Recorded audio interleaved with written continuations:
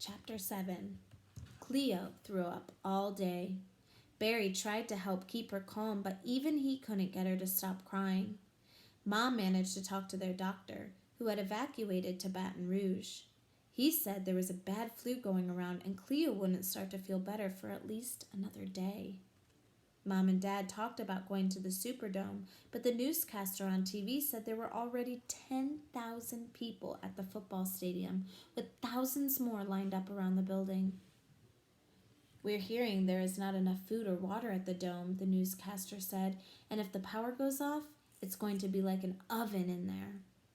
Then they showed a man who had been turned away because he wanted to bring his little dog with him.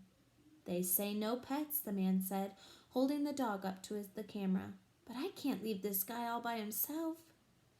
Looking at those crowds on television, Barry was relieved when Mom and Dad decided they were better off at home. Throughout the afternoon, Barry kept his eyes on the sky. By 10 o'clock, the wind had kicked up. The sky turned gray with streaks of silver. But the strangest thing was the silence.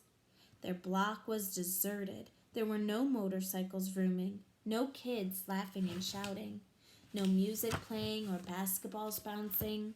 Usually the trees were filled with birds and frogs chirped from the bushes, but there wasn't a single bird in sight and not a peep was to be heard. And then, around 10 o'clock that night, the wind and rain started for real. Dad and Barry were settled on the living room couch. The baseball playoffs were on, and Dad had set them up with a feast of chips, salsa, and sodas. Mom and Cleo were fast asleep in Mom and Dad's room. The wind moaned at first, then it started to howl, and finally it was shrieking so loudly Dad had to turn up the TV. Barry moved closer to Dad. Soon, there were other noises. Pum, pum, pum. "That's just the rain banging against the metal roof on the shed," Dad said. Kabang! Whoops, a gutter came loose. Chee-chong! There goes part of someone's fence.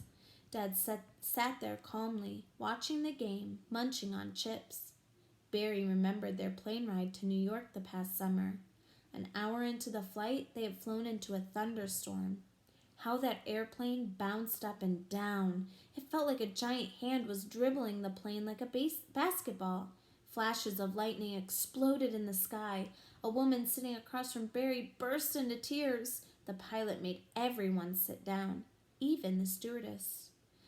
The plane rattled so badly Barry was sure one of the wings would fall off. And in all that commotion, Dad had just sat there reading his book. A few times, he patted Barry's leg. "Quite a ride," he'd said, never taking his eyes from the book, never once looking outside at the lightning or craning his neck to see the scared expressions on the stewardess' faces. So Barry had kept his eyes glued to Dad's face. As long as Dad was calm, he decided he didn't have to worry.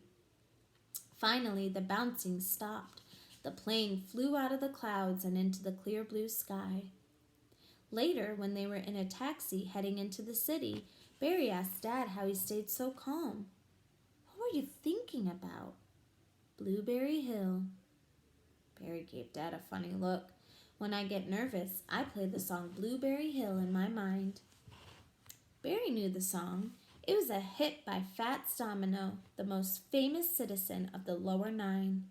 Fats had struck it rich singing songs way before Dad was born, but he never moved out of the neighborhood. Barry and Jay loved to walk by his bright yellow house. Sometimes Fats was on his porch to wave hello. Barry watched Dad now as the wind howled and moaned and shrieked. "Hey, Dad," Barry said, "are you playing Blueberry Hill in your mind?"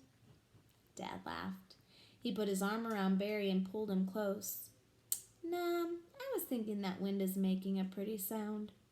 "Sounds like wolves," Barry said. "Nah," Dad said. "Ghosts?" Barry said. "Don't think so," Dad said, listening more closely, tilting his head and half closing his eyes. Dad clicked off the TV. He reached over and grabbed his trumpet, which he always kept nearby. The wind shrieked a high note. Dad put his trumpet to his lips and played along. The wind shifted lower, and so did Dad. He played softly along with the wind until after a while that wind didn't seem so scary, and it actually sounded like a song. Not as pretty as Blueberry Hill, but still a song.